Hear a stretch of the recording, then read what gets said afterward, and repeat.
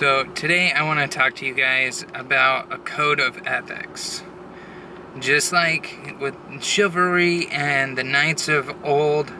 A knight is sworn to valor. A knight is sworn to valor. His heart knows only virtue. His heart knows only virtue. His blade defends the helpless. His blade defends the helpless. His might upholds the weak. His might upholds the weak. His word speaks only truth. His word speaks only truth. His wrath undoes the wicked. His wrath undoes the wicked. In today's day and age, not many people live by the same code of ethics. You know, it really seems like every time you turn on the news or you pick up a newspaper, there's just so much bad that's going on, and there's so many people that just don't have any sort of a code of ethics. Where is it that we actually find these ethics? Is it, something that is just in our nature? Is it something that we're just born with, where we know good from bad? Or is there even a set code of ethics for everybody to follow? Or is it just all based on people's experiences and what they personally feel? A lot of these answers are very unclear for a lot of people. Code of ethics can be not even necessarily ethics, just knowing right from wrong, or something that you get taught because of religion that you have, or something that your parents have taught you when you were a kid.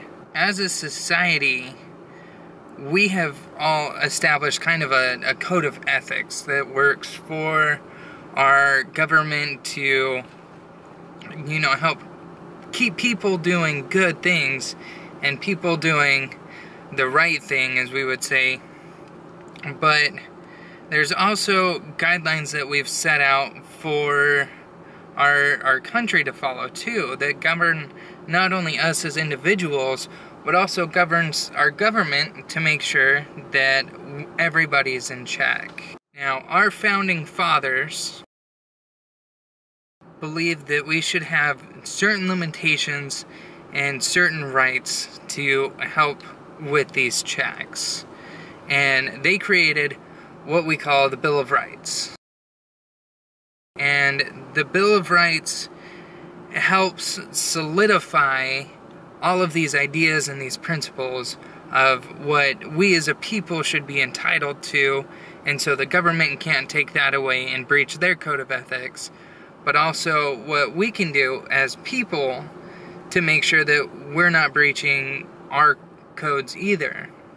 And in doing this, it kind of meshes two different things together. It meshes the government together and the people together, and there are laws that govern the government, and there are laws that govern us as well. Even with all of these checks and balances and laws that are going on and things that are governing us, there's still so many people that can't follow that. And we see it, every day, from the small-time thief that's just going and stealing a candy bar from a gas station to, mass murderers that are going out and just killing all sorts of people. So what is it that happens when we don't follow these ethics and these guidelines that our government lays out for us? And, back in the day, Isaac Newton came out with a theory that I think really fits in and applies to this. For every action, there's an equal and opposite reaction. And this applies to these principles in the aspect that if you go out and you break one of these laws, or if something happens that interferes with somebody else's rights and privileges, then you have to go to court. You get arrested. You have all of these things. You have to stand in front of a judge. And that really helps determine what that equal and opposite reaction is. Whether it's serving jail time, you have to pay a fine, you have, different things that you have to do there. But there's also, in that aspect, another human error where you can have corrupt people that are actually making these ethics and that are telling what these guidelines are and enforcing these guidelines, from corrupt policemen to corrupt politicians and all sorts of other things, which is scary to think about because the people that are governing us may not even follow the same ethics. And we see that time and time again. There have been issues all over the news about people that just can't control their ethics. What are your code of ethics? What is it that you believe in? Is it that you believe in holding open a door to be a good Samaritan to somebody that's walking in? Do you believe that people shouldn't steal, people shouldn't lie?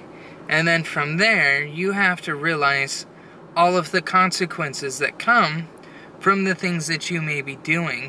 So just think about everything that we're doing and every action that is taking place. Whether it's turning on the news and seeing that something horrible has happened, or whether it's, trying to carpool with people to help reduce down the footprint that's going on.